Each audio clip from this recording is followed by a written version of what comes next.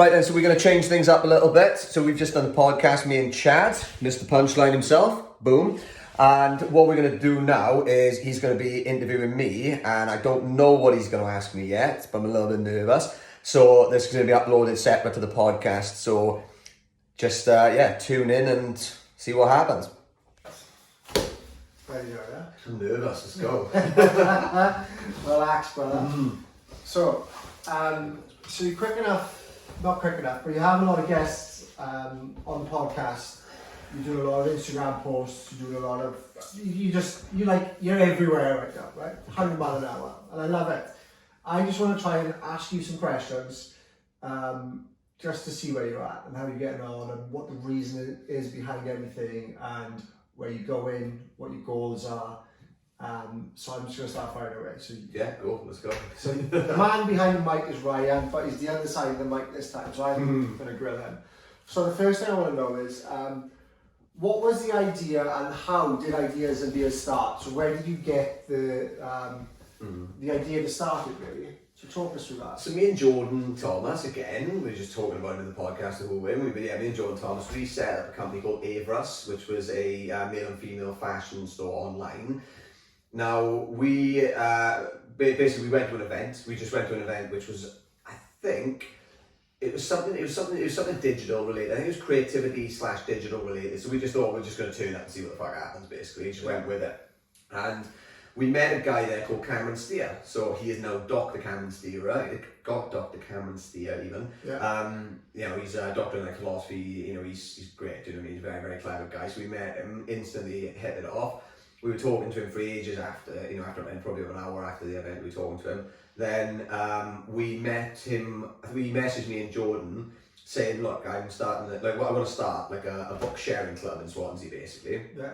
And he was like, would you be interested in having a chat about it? And we were like, yeah, sounds good, awesome. So we met him in Noah's Yard in Uplands.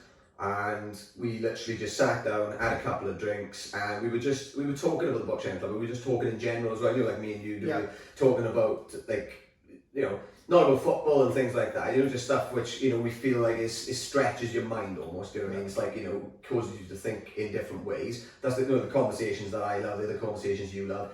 And we basically said that when we were there, like, fuck, these sorts of conversations should be happening on like a bigger level. More people should be doing this kind of stuff just because it's, you learn so much, you benefit from it. And you make these different connections with people that you maybe never would have just because you're talking about stuff. Well, anyway, we were like, well, let's do it. We should start running events and basically call it Ideas and Beers. You know what I mean? It was literally as simple as that. Because we were literally throwing ideas out while having a couple of beers, and we said it really lightheartedly, but we were like, fuck yeah, that sounds really good. So that happens, and it just kind of materialised from there. Then so we did a couple of bigger events. We did some like the mini meets, and the mini meets obviously have been stopped and everything through COVID now, but we're continuing that on afterwards. Obviously Jordan's in Australia now, but we have got some plans to do stuff out in Australia that's in the pipeline. Yeah. Cameron's very, very focused on his own business at the moment, which is Simgrow. You might have changed the name. No, did he change the name? Sorry Cameron if I've got that wrong. I know it was Simgrow, I think he changed it. Yeah. But he's very, very focused on that at the minute. He's living up in Cardiff. So he's just kind of taking the back burner to really focus on that. And obviously with COVID, nothing's been going on. But the podcast essentially came from, we just had a conversation now before this in our podcast, literally just getting people on, on a local level and further afield essentially, just to kind of, just to get into the minds of other people, to see, just to pull some gems of information from it, to see, real life people doing real life shit and like how they deal with stuff, and not just in one area as well. Like, I wanted to be kind of much bigger than that. I don't want it to be just just about fitness or business. I wanted it to be about everything realistically, whether it's kind of having scientists on, whether it's having, business owners on, whether it's having, fitness people on, like the stuff that we've done already. I just wanted it to, apply to everybody, so somebody who can take some sort of an idea from what's going on, and maybe hopefully that'll change their lives, in ways that they maybe never realised. So that's kind of the... So how do you go about, so you had the idea, you met the guys, how do you go about, because you hold the events in different venues every time. Yeah. So did you go around asking these sort of business owners, do you mind if we come in and do this stuff? Pretty much, yeah. Like some of the places, the guys I already knew, like Noah's Yard, for example, with Noah, Anna, which is Noah's sister from Cinema and Co. I had met them in different capacities, over the years before, so it kind of, just plugged it into the conversation about holding events there. So we held one in Copper Bar. Sarah John from Copper Bar that was in town, so we done one there. We did one in Huga with Angie, and we did one in Bluebell with Sophia. Yeah. So Sophia and Veronica, it was the three, me, Cameron and Jordan would set it up. But then we asked Sophia and Veronica to get involved as well, because we wanted to, essentially, just broaden the amount of people that are in there. So we've got so many different ideas flying around into it.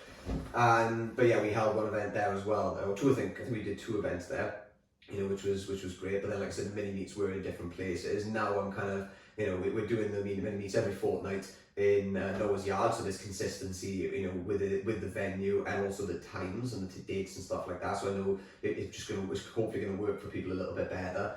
And then every, say, 4 to 6 weeks, we're going to do kind of a bigger event then, which we had planned pre-COVID to do with Anna and Cinema and Co. So yeah, essentially just got in touch with them and asked them and stuff, and they've been really supportive. So good. Are you going to keep it within the same sort of couple of businesses that you've used, or are you going to branch out and maybe use some people further afield, maybe expand outside of Swansea? I know you mentioned something earlier on about the Australian sort of connection. But you're going to sort of branch outside of Swansea and sort of look further afield from there then? Or? Yeah, I mean, the basic premise of like Ideas and Beers, like I said, was to help people, to bring people together who think in the same way. That's kind of the main value or the main, core belief that I've got about it is that, like you said, I was always meeting different people that I connected with and I could have like engaging conversations with, I don't know, like in a bar, now and again, and just having a couple of pints and, it was just few and far between. Whereas, when we started talking about it, in like me, Jordan and Cameron, we were like, well, it'd be amazing to just get all of the people who think this way and want to talk about this kind of stuff into the room together. Yeah. So, you're just encouraging those conversations, but you're also encouraging community, and that's one of the big things that I believe in is finding, like you said, connecting with the right people, finding your tribe almost. Like I'm big on that, because I'm not into football, I'm not into, a lot of the stuff that, my mates from school and things that are into. And I think that's part of my journey is I wanted to, the stuff that I've enjoyed talking about, that a lot of my mates, to be fair, they're not interested in it, which is fair enough. But then it's kind of finding the tribe of people which are interested in that stuff. Yeah. And that's pretty much one of the other core beliefs I've got about Ideas and Beers is just bringing those people together, creating a community, making it non-judgmental as well, so that other people can encourage one another to move each other forward. Yeah. And one of the first business I set up, a tattoo studio, when I was 19, I've said this in one of the podcasts before, a lot of my mates, 19 years old, naturally, having a couple of drinks in one of the guys' houses, I told them about the idea, I was proper enthusiastic about it, and they just slaughtered it. Yeah. And I felt like, I walked out of the house like nearly crying, do you know what I mean? It did really hit me. But if I had, the sort of network that, I want to create with Ideas and Beers at that point, people like yourself as well, if I had people like yourself at that point to bounce things off, I would have had really good constructive criticism and feedback and also encouragement as well. So rather than like slaughtering the idea and trying to kill it, unintentionally, most times when people, parents and friends do that, but essentially I'd have had somebody who would have challenged me to grow and also to help, and help within that, help me to form that right sort of mindset as well. So that's kind of the thing behind it. Good. So looking at some of the questions that we've put down here now. So I've got what sort of goals do you have for when I say business, I think I'm referring to the Ideas and Beers, but then when I say personal, more so to your own personal life and your own personal businesses that you might get involved in. So what would you like to do with Ideas and Beers moving forward? What would you like to gain out of it and see happen and mature? With Ideas and Beers, I think the vision for this, essentially, with all of us when we were initially setting it up and things, like the vision was to create this kind of global community of people, like where you have these kind of regular meetups and things like that, bring people together so they can have these conversations, meet, share, whether it's relating to business, if somebody goes there and they just get business connections and they end up working together, which I've noticed a lot of has already happened with the guys in Swansea. There's a lot of like business which has gone on, and I just kind of caught wind of like, so and so has done a logo for this person and this and that, and I love that because those connections wouldn't have happened potentially otherwise if it wasn't for Ideas and Beers. So I love hearing about that, and I want to have that too. I'd like to see that right across the world. Like I would love to travel to Australia or travel to America or travel somewhere and know that there's a group of people that are potentially my tribe there, where I can just go and just go have a couple of beers, get to know these people, and you're essentially putting the type of people you want to be surrounding yourself with in the same place every time. It's not always going to be the case, but you're better in your chances. I love that because to be fair, recently we've got myself has got chatting to a lad from the group, Tom Williams, who is doing some sort of 3D plan and architectural drawings for us. And it's been absolutely amazing talking to him. We still sort of throw a few ideas around and whatnot, and I'm going to try and make the clients work on my end to try and bring them in. But it's definitely someone I'm going to be working with closely, hopefully in the near future and for the far future there. But that has come through the Ideas and Beers group as well, just by chucking in a big group chat. Sometimes it gets a little bit crazy in there and everybody's throwing things around. It's a little bit too much to take in. But I remember I was looking for some advice, and he just sort of like picked me up and he said, look, I can do this, that and the other thing and what you're after. So there's definitely potential in it, and I do like it for what that is. That's brilliant. What about your personal goals and stuff? Because I know that you're a bit of a busy boy. And you are 100 mile an hour, and it seems to me that you're putting so much. You're like a Geary style bunny. You're like 100 mile an hour, and sort of this leads me on to another one as well, which is called energy direction. Okay. But I feel like you're throwing this energy and you're just going everywhere and doing everything. So what sort of are you trying different things out, or what's going on, man? Like, talk me through the mind of Ryan Stevens right now. Okay. So. Like I think we talked about this earlier in the podcast a little bit, but obviously the people listening to this might not listen to all the podcasts. So I like the idea, I feel that I work better and I'm more happy and more productive and more motivated in general when I'm trying to do a few different things at once. But I think what I've been previously doing, years before now, I probably didn't have a clarity of vision in terms of where I wanted to be and what I wanted, grand visions of what I wanted to achieve at some point.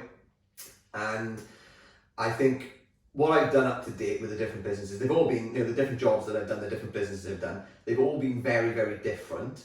Like I worked in this, like drug and alcohol mentoring and stuff like that. So helping people, if they've got like substance misuse issues and things like that. So that was one area that I've worked in. Then I've worked in Admiral, then I've worked in Asda, then I've owned a tattoo studio, a clothing shop. They're all very, very different, but I think what essentially I've been doing up to this point is narrowing down, again, like we said in the podcast, cutting away at certain things almost. So I'm ticking boxes. I'm like, right, I've tried this, and now I don't really like doing this particular thing. I've tried this, I don't really like doing this particular thing, or I like these things from that. And essentially, like you said, a process of elimination on the things that I don't like. And I found that in the last couple of months to recent years, I've really narrowed down and come into my own in terms of what I want to do and what I love doing. So fitness is a big part of that. Pushing myself mentally in terms of like, it's specifically fitness at the moment. Like I'm pushing myself out of my comfort zone massively, and I'm big on that. Like one of the things I want to do is, the skydive qualification, so I can jump out of a plane by myself all the time. It scares the shit out of me. I've done it once already, but with someone else. But I know that that's non-fitness related, but it is still pushing yourself out of your comfort zone. Those are the sort of things that I want to be doing, because I know that there's a lot of mental growth that can come from it. But in terms of long-term visions, there is, there's one humble type vision that I've got, which is to own a kind of a circular beach. This is a vision I've had for years. A circular beach hut bar where, just somewhere exotic, I don't really care where, as long as it's sunny most of the year round, where I can surf through the days and whatever, and then just serve drinks to people in the night times and whatever. It's very kind of like, I'd happily do that just by myself, kind of a humble dream. I'd do it maybe like a couple of months out of the year, and then I'd come back, to Swansea, because I love Swansea, I'd really like to settle down in Swansea, long term, but I think having the ability to go and do that through certain seasons, that would be one of my kind of humble visions that I'd like to work up to and achieve. But I've also, like, in terms of what I'm passionate about is helping other people. So helping other people, self-progression, also connecting people. So I feel like that's always been something that I've done is kind of help to connect people. But I've always been really a good listener, so naturally empathic and able to take on board other people's problems and other people's issues. And like I've found that people just naturally confide in me. Yeah. People I've never even met before, and or if they maybe had me on social media, and they'll start confiding in me with like some really deep shit, me all the time. And I think that's just maybe the vibe that I'm giving out, is that people feel like if they tell me something that I'm able to help them in some way, and I love that, because I'll do whatever I can, I'll do my best to actually try and help people. So that's again leading on to the kind of the coaching stuff, and this is how I've tailored down everything I'm doing in my life to specific things, and coaching is one of them. So mindset coaching and accountability coaching, so helping people to achieve whatever they say that they want to do, helping them in the process with regards to their mindset and mental health and things like that. Not a qualified mental health counsellor, but I've got like some counselling qualifications, and I've worked in that sector before. If anything's out of my depth, I'll say, look, I feel like this is out of my depth, and I will be upfront about it, but I want to learn more and I want to grow more in that area so that I'm able to help people and also just spread positive messages in the process. So there's, again, a few different like things going on there, but I think they all feed into helping other people, bringing people together, and self-progression or self-development. I think those are the kind of the three areas. One's the internal driver, me just wanting to progress, and the other two is more external, so helping other people and putting people together. And I'd say those are the kind of the three areas almost. Well, I think you're definitely on that wave right now. Yeah. So you're doing a hell of a lot, and all in that exact direction as well. So keep on doing what you're doing there. It's interesting because I feel like I'm chatting shit a lot of the time. Do you know what I mean? I think most people do, and this is again something that I'm conscious of. I think, well, why do I think I'm chatting shit? What evidence is there, suggesting that I'm chatting shit? Are loads of people messaging me saying I'm chatting shit? Or am I just making this up in my own head? Because this is what we're all our own worst enemies. And I think that's one thing I've had to kind of get over when I'm doing the Instagram videos and things like that. I don't know if people are going to be watching. I see how many people are viewing. I see maybe the comments. I get some messages and things like that. But I don't really know what people's feedback is unless they tell me. Yeah. And what I've noticed over the last couple of weeks especially is I'm having people who I haven't seen them for months, for years sometimes, who I don't even know that are watching the stuff that I'm putting up. They're coming up to me and they're saying, I fucking love that video you put up the other day, really hit home. Like, I've sent it to, so and so, whatever. Or my brother, for example, has, mental health issues with anxiety, depression. I'm sending him stuff all the time, and he's finding it really useful. And I was like, when I'm hearing stuff like that, I'm like, fuck, it's awesome, because I'm orientating myself in a direction which I guess, we said I narrowed it down to a few different things, a few different areas, and I'm pushing myself in that area, and I'm getting, I don't want to say recognition for it, but I'm getting like feedback almost on the stuff that I'm doing, to know that it's actually not just me chatting shit, that people are taking something from it. And I've said that, I've said this from the start of doing those videos, and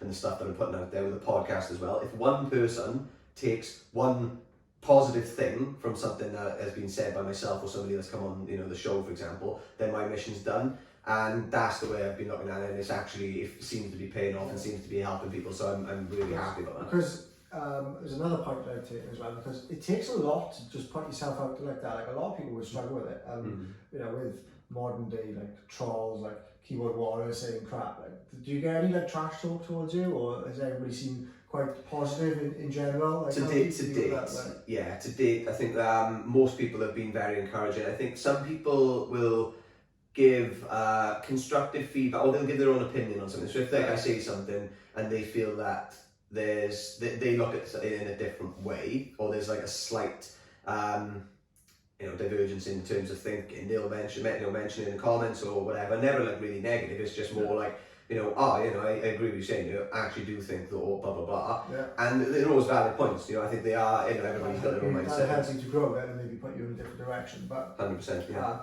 So just thinking, like, surely, like, we do it from time to time, constantly, if we're busy, we blast the social media, put the stories on, see who's engaging, see how many comments you get. And by the end of the day, I'm exhausted, man. Like it just takes so much out of you. And that and I'll have like 3 or 4 days off it then. I think it's the consistency of it that will engage with clients or with people that want to sort of network with you. It's the consistency that will keep you sort of on the front cover then, and on the face and on the minds of people. So, like there's a guy, well, James Smith is really good at this as well. Like he's very, very consistent with it. But I think somebody local, James Smith PT, I'm talking about for anyone who's listening. But yeah, there's somebody local, Reese Powell. So I was on good guy. I had him on a podcast, not last time, but the one before. And you know, I've told him this to his face as well. Like I said, like I really admire what you've done throughout lockdown, because he did his personal training qualification, and every morning without fail he was up at God knows what time, probably I'd say about 5 o'clock. You know, he was having his breakfast or whatever. He was doing a workout. You know, at the garden, he was videoing the workout. Then, you know, he'd be putting some sort of kind of a motivational, either motivational message within the comments, or giving some sort of value to people, and he'd be posting that by 6:30, 7 a.m. or something, right? So people waking up in the mornings, you know, straight away on their feet consistently every single day. And I think, you know, and he's doing incredibly well with his business and stuff now. So again, like consistency, I think, it definitely helps to be consistent because people expect it. It is difficult sometimes, but I think, you know, if you've got what you're doing is going to be providing a message to somebody, and you feel like that it's appropriate for you to keep on doing something every single day so you stay fresh and in mind. You know, I think it is good to do it. Probably gets easier then. Like when you get people engaging with you, like what Reese is doing now is inspiring, by the way, and I tune in sometimes to watch it. And I know he's very friendly with Ben John, who's ex-professional rugby player, and I know them guys are doing a few bits and bobs together as well. So like I absolutely like being an ex-rugby player myself, like never professional, but just, you know, knock about with boys and stuff. Some of the things they do are like, you know, it really hits home, and you know, fair play. So them guys, keep on doing what you're doing, and to you, keep on doing what you're doing as well. What was the last thing I was looking at? So this is something now I already know the answer to one or two of these. But who inspires you at first? Basically, who inspires you? But it's the same kind of thing. So for your role models. So I'm going to leave you crack on with that, but I already know who one of these guys are. So you just crack on and take the stage. Okay, so that's an interesting one, Zams, right? Because I've had different role models at different stages in my life based on what I'm interested in at that point, right? And I think this is something that's, you know, very important for people listening or watching. You're not always going to have the same role models, potentially. It depends. Like, I think your role models need to be people which you feel are, you know, in terms of who you want to become, they've got to be in front of you in that respect, right? So if you're like, for example, with you now, with carpentry, it's potentially no good you following someone, maybe like Bill Gates, for example, right? Like, he is an inspiring guy, but like Bill Gates is tech-based, and you know, it's kind of a different remit, so you might get some positive messages from it, but if you're not orientating yourself in that direction, you know, is he going to be like a really good role model? So some of the role models that I've had, like in terms of the names that people are going to know, Elon Musk, you know, I'm not like a tech-based guy, but I love Elon in terms of how, that's the one you were thinking of, isn't it? No. The one? Oh, okay. David Goggins. Nope. Oh, okay. But yeah, Elon Musk, I love him because, you know, I think he's out of the box, he thinks out of the box, he is a very creative guy, and he's also not afraid to be wrong about things, but he will, you know, he doesn't listen to other people. He will kind of go with what he feels is right a lot of the time and stuff like that. So I love him for that kind of reason, do you know what I mean? And also just because the stuff he's creating is unbelievable. You know, it's just out of this world, literally. You know, you've got somebody, David Goggins. David Goggins is a recent role model of mine just because, you know, of the running, for one. You know, I do love running, but more about the mindset. So, you know, he's all about kind of chasing discomfort, pushing yourself, you know, pushing the boundaries, and challenging yourself daily as well. And like, there's loads of little things that I picked up from him, which I just found were, you know, and I really do look up to him. I think for him, he is a bit much. So I think he's somebody who is like, he's a little bit much because he's just 100 miles an hour, he's no stop. And I envy him, and I look up to him as a role model to the extent of that he, you know, it's all about challenging yourself, pushing yourself out of your comfort zone, you know, and also looking beyond your self-perceived limitations, and to really challenge yourself and think, well, what the fuck can I actually achieve? Like, you know, if I think I can run a half marathon, or, you know, I plan on doing it at one point, look higher, so go, actually, no, I'm going to do a fucking marathon, I'm going to do a 50 mile, whatever it is. Like, just push yourself even further. So you're looking at whatever you just said that you want to do, and going, fuck, can I really? That sounds like really far fetched. And that's what Elon Musk has done really as well. He's thinking way beyond. You know, he's just seeing how far he can go. So those are two. You know, other role models, I would say one of them. Well, again, you know, at different stages of my life, they do tend to be different people. I'm trying to think local role models actually. You know, somebody like Martin Morgan, I mean, you know, he's good to look up to in the sense that he was just, you know, like a public school boy, you know, who has become, you know, like an amazing businessman. Can you like say who, like a lot of people might not know? So Martin Morgan, yeah, he owns Morgan's Hotel and, you know, a lot of properties and things like that in Swansea. You know, he's kind of like the monopoly man of Swansea.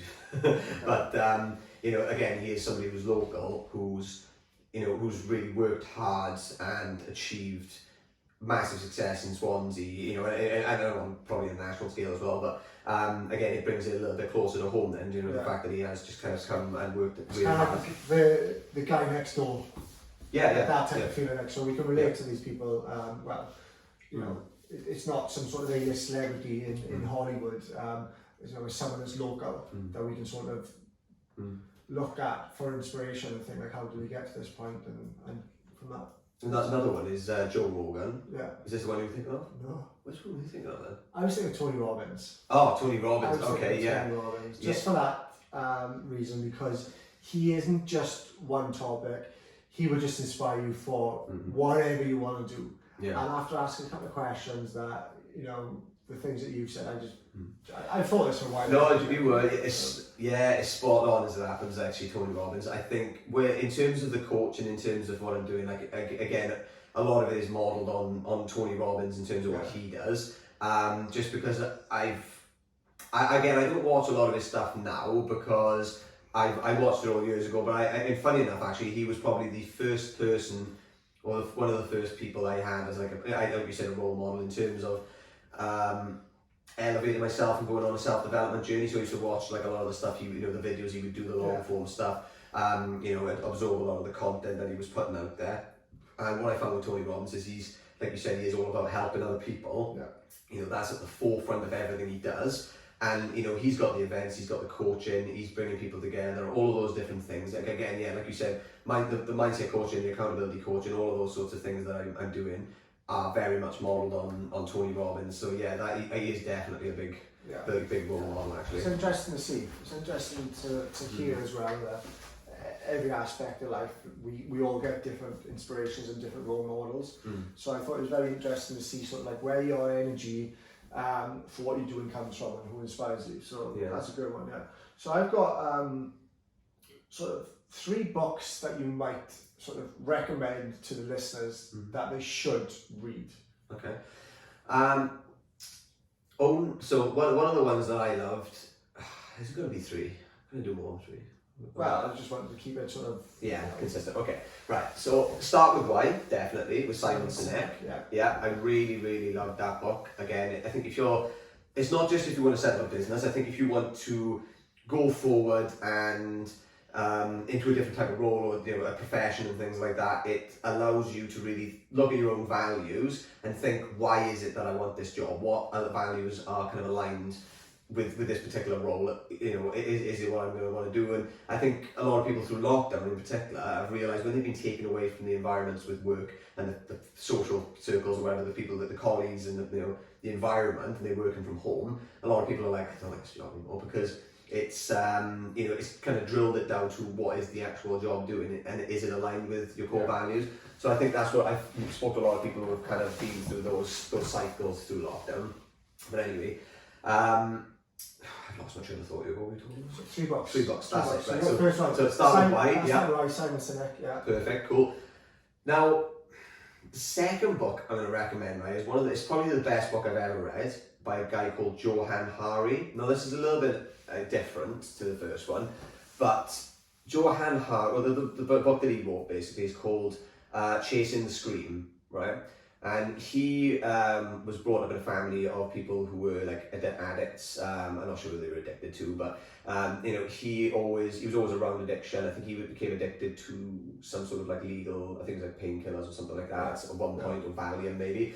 And he wanted to basically discover what addiction is and the kind of the meaning behind it, and just look at it in a different way. So he went around the world. He travelled around the world for 2 years, and he met people from all different walks of life, walks of life. Relating to addiction. So we met doctors who had in Canada who had basically like safer injecting clinics, and they were helping people, with clean needles, as well as testing the heroin and whatever they were using to make sure that there was no like pollutants and other shit in it.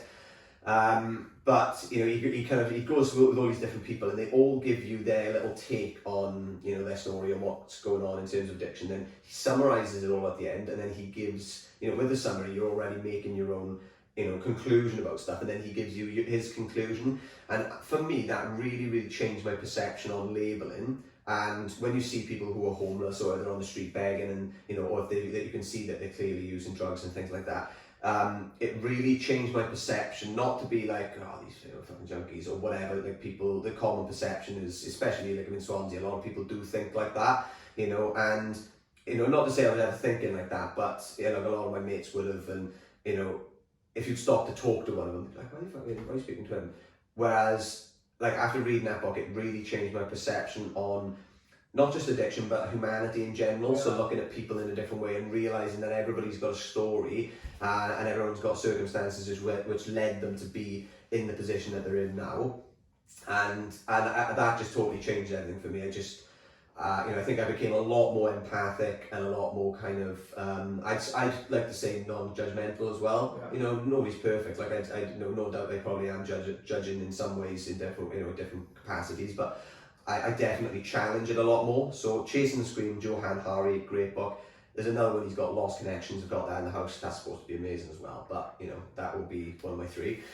So the third book, this is gonna be a tough one, picking one. So this is one that I've listened to. Like David Goggins' book is great, Can't Hurt Me. That's really, really good. But the one that I'm kind of getting in my brain, which really resonated with me, is Extreme Ownership, How US Navy SEALs Lead and Win. So that's Jocko Willink and Leif Babin. So Jocko Willink was a Navy SEAL commander, I think. Yeah. And Leif Babin was like his lieutenant or lieutenant, whatever you call it. Yeah. Lieutenant. But they served in like Ramadi, Afghanistan or Iraq, wherever it is, one of the two. They served there, like loads of little, doing military operations for a good few years. And what they do is they give you examples of like what happened in specific situations where they used leadership principles and whatever in warfare, but then they will translate it to when they've used it in their business coaching as well then. And essentially the whole premise of the book is about taking complete and utter ownership of your life and everything that you're involved in. Now, I've still got a lot to learn in this, but I found that for me, when I initially read it, I tried implementing it in many different ways in my life.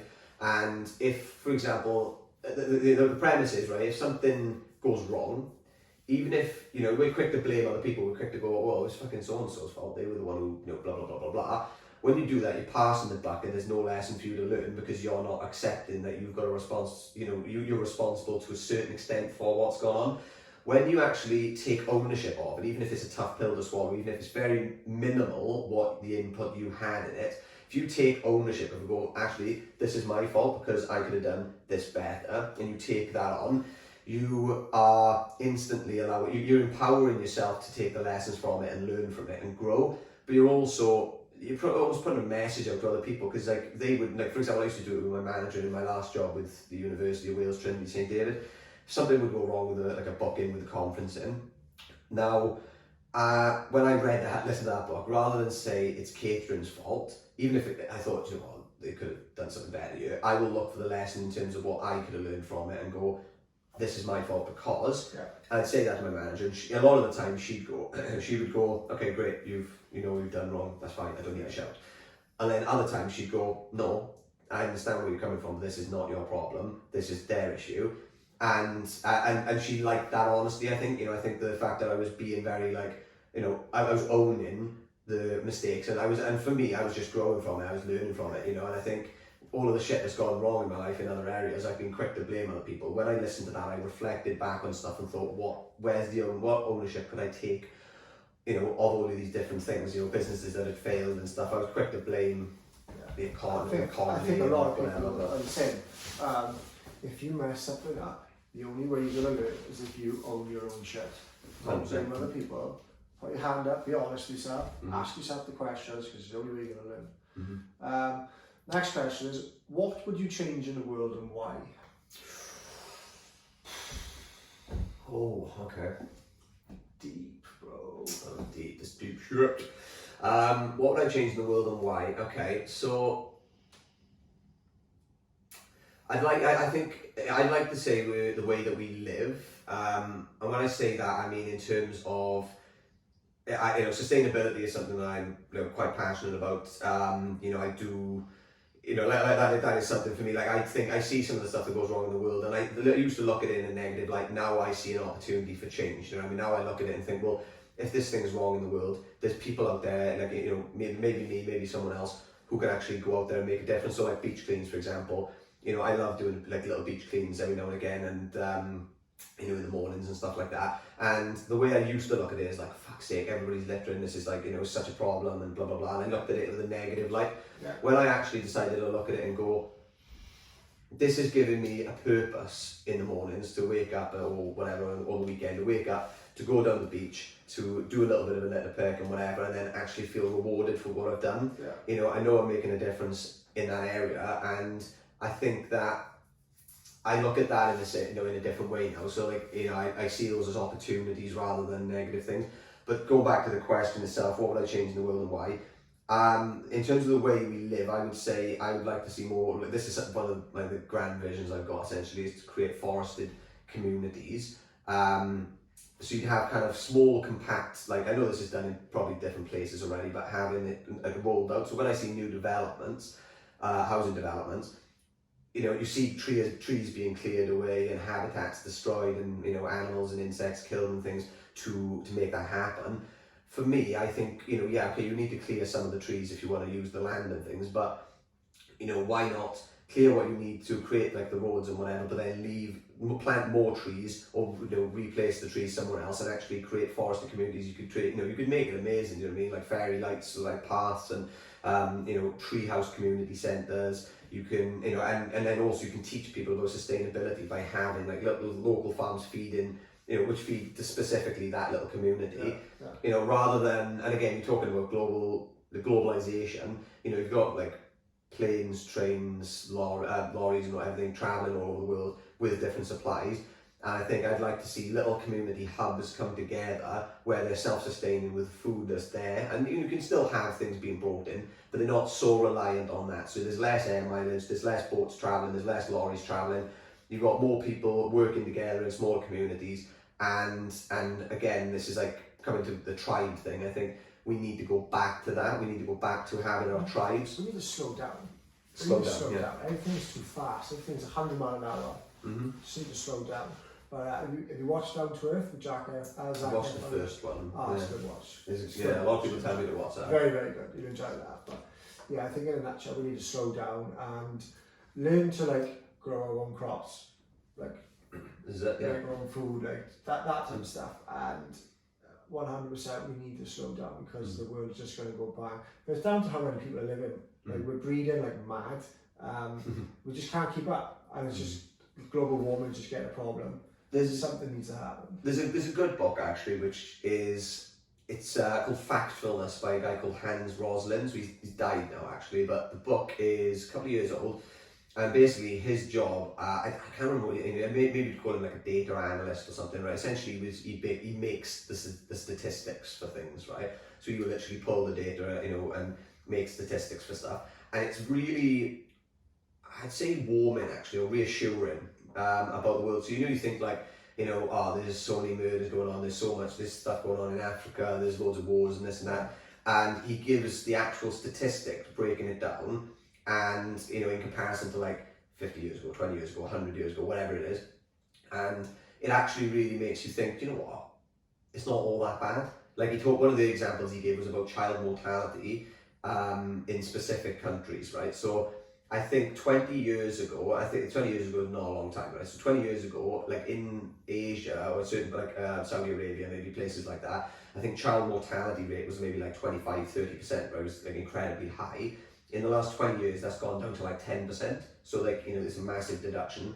And in terms of like the last 50 to 100 years in some of the Western countries like UK, child mortality, I think in the 1800s, it was maybe like, I don't know, 40, 50, 60% or something. It was quite a high rate. It's like below zero now. And it's kind of like, you hear about some like child mortalities and things like that going on now, but in terms of what they were to what they are now, is completely different. Like the world has, we've evolved and grown, and things are getting better, and even pollution, and things like that. Like the markers are going up in some respect, but like he talks about it from a very like a factful, like a literally fact-driven statistic like basis, and it's just so reassuring. So like I found that was a really, really good book, and I think we are moving in the right direction in pretty much all areas. Yeah.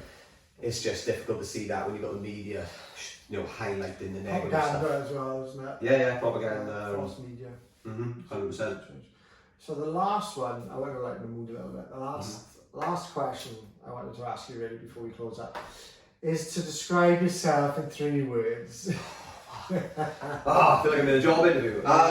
Okay. Positive. Yeah. Driven.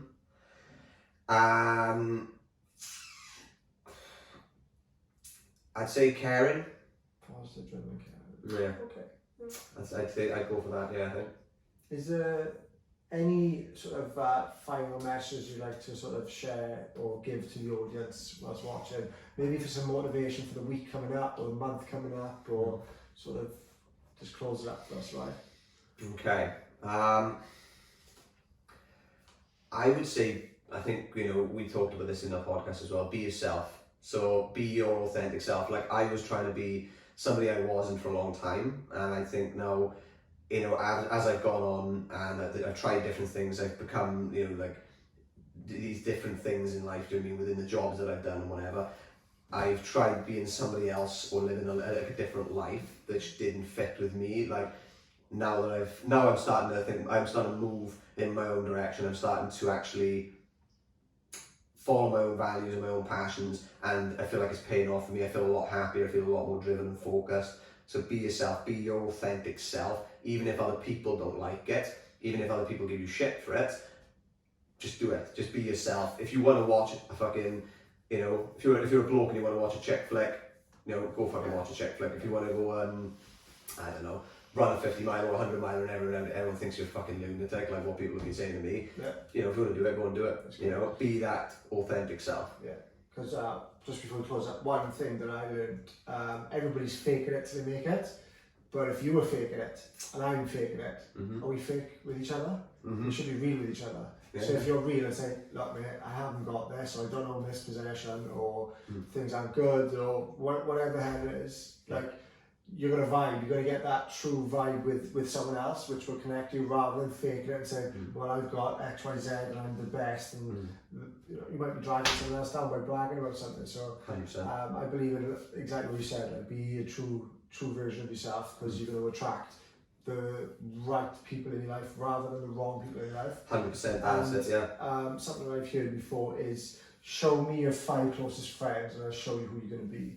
So it's like who you surround yourself with. So I like that. It's very important to surround yourself with the right people. Yeah. We're all jigsaw pieces, we are a jigsaw piece. Try putting the jigsaw piece into a slot that don't fit, and it's always going to be resistance.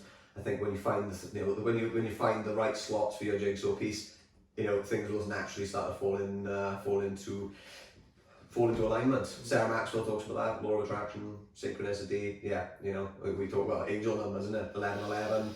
That's a story for another day. It is indeed. It is indeed. Right. Absolute pleasure. So thank you very much for that. Thank you very much.